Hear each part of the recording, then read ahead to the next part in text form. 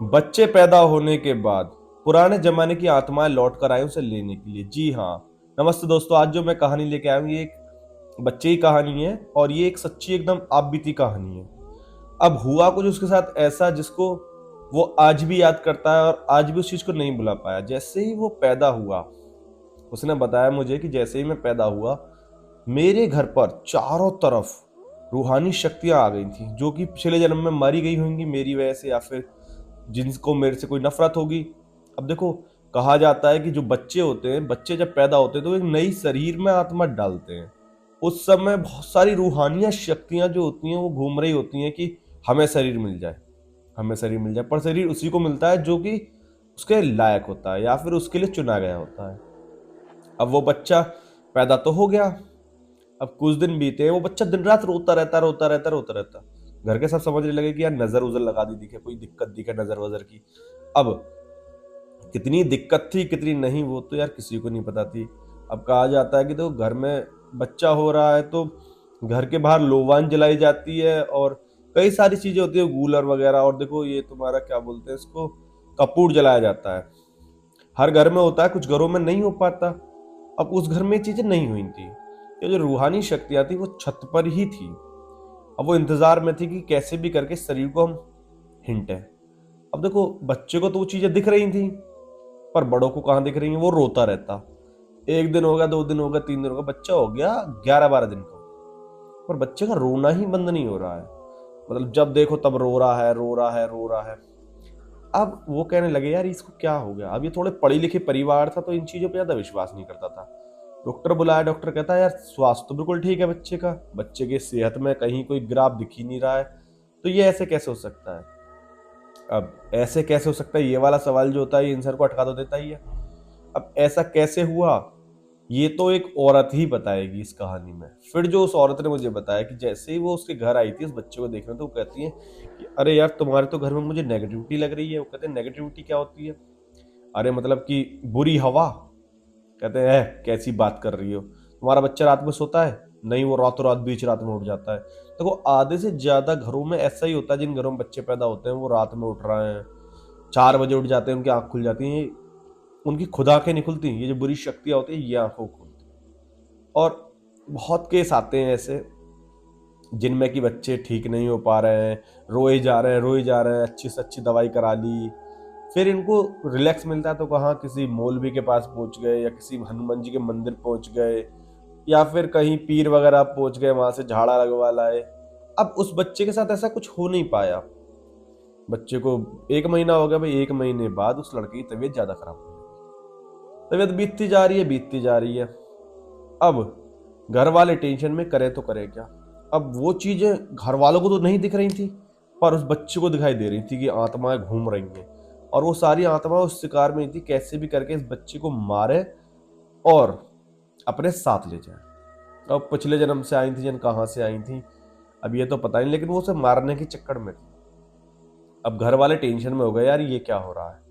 अब बच्चे को बाहर भी ना ले जाऊं मैं, डॉक्टर का धोरे ले जाऊं, बस डॉक्टर देख के कह देगा कि लड़का तो बिल्कुल ठीक है, लड़के में कोई कमी ही नहीं है, हम क्या बताएं क्या दवाई दें। और बच्चे को ज्यादा दवाई दी भी नहीं जाती क्योंकि बच्चा तो खुद ही दूध पर पल रहा होता है उस समय।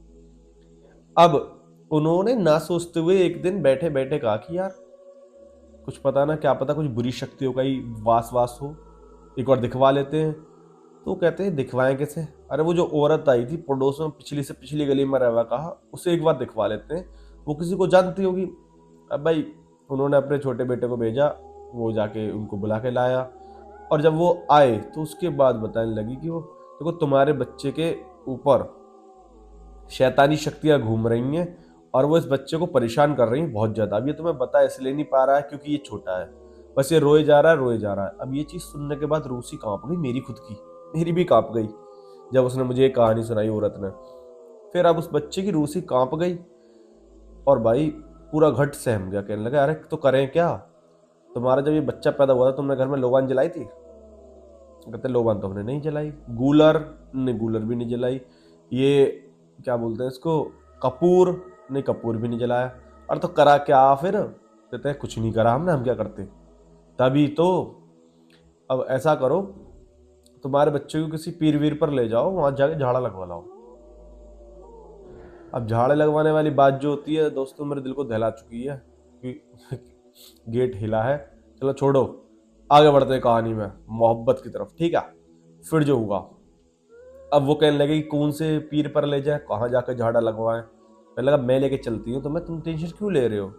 अब भाई वो लेके जाती है, उनकी गाड़ी में बैठ के जाती है और एक पीर के पास पहुंच जाती है। कहती है बाबा इस पर झाड़ा लगा दो बच्चे। बाबा कहते हैं अब झाड़े का सर नहीं होगा, तुम्हें शायद नहीं दिख रहा है, लेकिन चारों तरफ रूहानी शक्तियां इसको घेरे पड़ी हैं, अब इसका बचना भी नामुमकिन सा है, तुम भूल जाओ।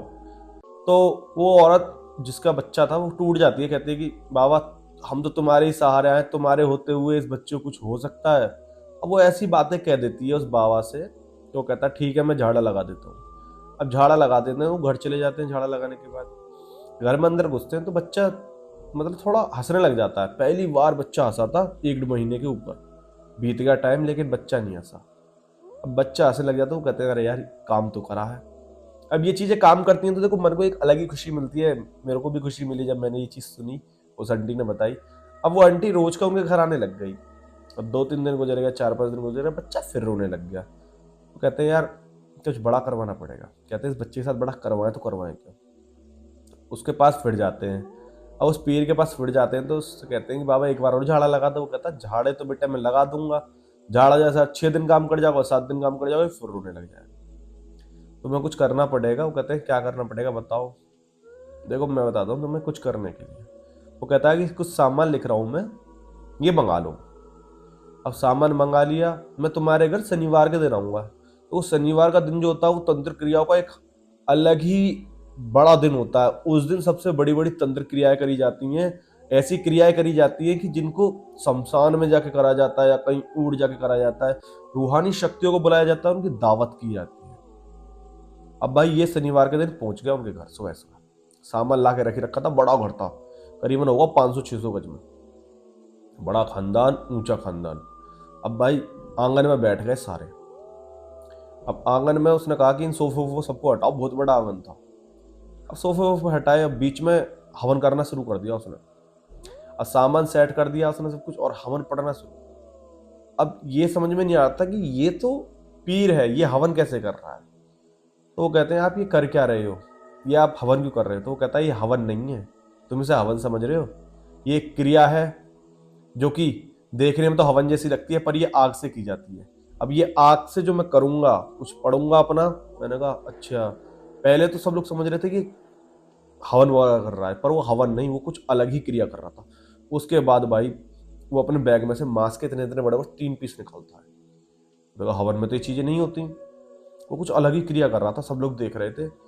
अब उसके बाद वो सिर के ऊपर की तरफ करता है, छत की तरफ को मुंह, छत की तरफ मुंह करने के बाद कहता है जितनी भी रूहानी शक्तियां तुम्हारी मैं दावत कर रहा हूं उसे लेकर जाओ और इस बच्चे का पीछा छोड़ दो।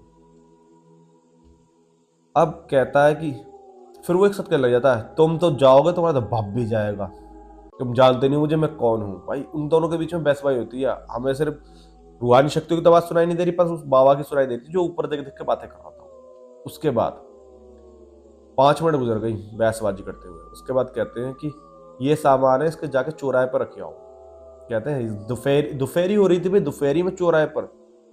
देखो कोई एरिया हो जहाँ सुनसान सी जगह हो, जहाँ घर भर ना हो, वहाँ चौराहा हो, बस चौराहा बना हुआ। कहते हैं ठीक है। अब उन्होंने ये चीज एक डिब्बे में रख ली और लेके निकल ली। चौराहा ढूंढते रहे, चौराहा ढूंढ ढूंढा के उसको रख के आए। वो पहुंचे 3 बजे घर में। अब 3 बजे तक वो वेट कर रहा था उन लोगों का कि वो लोग आएंगे। अब सबका वेट चल रहा है, वेट तो लंबा ही चल जाता है। उसके बाद वो कहता है कि अब देखो मैं तुम्हारे बच्चे के ऊपर करूंगा, उसके बाद तुम्हारा बच्चा कभी इन चीजों के झपटे में नहीं आएगा। तुम्हारा बच्चा बहुत बुरा से झपटे में आ चुका है, और ये तो तुम्हारे बच्चे को ले जाती है, वो तो मैंने डील कर ली है, अब कोई दिक्कत नहीं होगी। बस तुम एक काम और करना, जब ये 5 साल का हो तो एक बार और ये चीज करवा देना, ताकि आगे वाले टाइम में भी कभी कोई दिक्कत ना हो। कहते क्या करवा दे, मैं बता के जाऊंगा तुम्हें, वो करवा देना। कहते हैं अभी बता दो। तो वो कहते हैं तुम्हें बड़ी जल्दी है। फिर उसके बाद वो कहते हैं नहीं नहीं चलो आप जब आओ तब बता देना। उसके बाद वो उस बच्चे के ऊपर पड़ता है, कहता है कि अब मैं तुम्हारे बच्चे के ऊपर कर चुका हूँ जो मुझे करना था। उसके बाद वो कुछ सामान देता है कि लो इसे अपने घर में लगा देना, और हर महीने इसको बदल देना। यानी कुछ गोटी वोटी टाइप की देता है कि इनको हर कोने में लगा देना, और फिर वो लोबान वगैरह देके जाता है कि इनको रोज जलाना, कम से कम जब तक तुम्हारा लड़का 6 महीने का ना हो जाए। अब भाई वो रोज लोबान जलाते। बच्चे ने एक दिन, मतलब कभी जैसे मार मूड दिया तो बच्चा रो गया, भूख भूख लग रही है तो रो गया, पर वैसे कभी नहीं रोया। उसके बाद 6 महीने गुजर गए, लंबा टाइम गुजर गया। वो बाबा से कई बार मिले, बाबा वो कहता कि कोई दिक्कत की बात नहीं है, तुम खुश रहो। फिर 5 साल का जब बच्चा हुआ तो वो बाबा खुद उनके घर आया। कहते हैं आज तो तुम्हारे लड़का का जन्मदिन होगा। वो कहते हैं हाँ हाँ जन्मदिन है बाबा। तो पहले वो कहता है कि पहली भेंट जो है तुम शैतानों के नाम की चढ़ा दो, जिससे वो जिंदगी में तुम्हारे बच्चों को कोई परेशान नहीं करेंगे, वरना वो फिर आके डराएंगे इसे। अब वो कहते हैं ये हम कैसे करें? वो कहता है मैं करूंगा ना ये। फिर वो बर्थडे वाले दिन सुबह सुबह ही आंगन में बैठ के कुछ करने लग जाता है। उसके बाद कुछ मिठाई पिठाई सी उठाता है, कहता है कि इनको जाकर चौराहे पर रख देना और मैं जा रहा हूँ। हम कहते हैं, वो लोग कहते हैं कि कहाँ जा रहे हो भाई, बता के तो जाओ, करना क्या है? कहता कुछ नहीं करना, तुम्हें बस इस चौराहे पर रख दो, इसके बाद तुम्हारा लड़का कभी दिक्कत नहीं देगा। अब बच्चा बड़ा भी हो गया था, वो बताता है कि मुझे कभी कोई डरावने सपने नहीं आते ना कुछ। उसके बाद अब बच्चा और बड़ा होता गया, कुछ फर्क ही नहीं पड़ा। ये केस काफी खौफनाक केस रहा था, उस औरत ने मुझे बताया। और उसके बाद से उस औरत का उनके घर में आने जाना काफी अच्छा बना रहा। उसने उनके बच्चे का जीवन दे दिया एक तरीका से। और यही हर किसी के बच्चे के साथ होता है। तो मैं तो यही कहूंगा, अगर तुम्हारे घर में कोई बच्चा हो रहा है तो अपने घर में कम से कम चिरागी तो जोड़ो ही जोड़ो, और धूप बत्ती जलाओ ही जलाओ, जिससे रूहानी शक्तियां घर से बाहर ही रहे और बच्चे को ना परेशान करें। क्योंकि बच्चे बता नहीं पाते कि देखो हो क्या रहा है, कैसे हो रहा है, और वो दुख को झेल रहे होते हैं। बाकी कहानी अगर पसंद आई है तो इसको लाइक कर दो, शेयर सब्सक्राइब कर दो। और हाँ, अगर आपके पास भी कोई कहानी है तो देर किस बात की, जल्दी से कमेंट कर दो और आपकी कहानी भी यहाँ पर सुनाई जाएगी। शेयर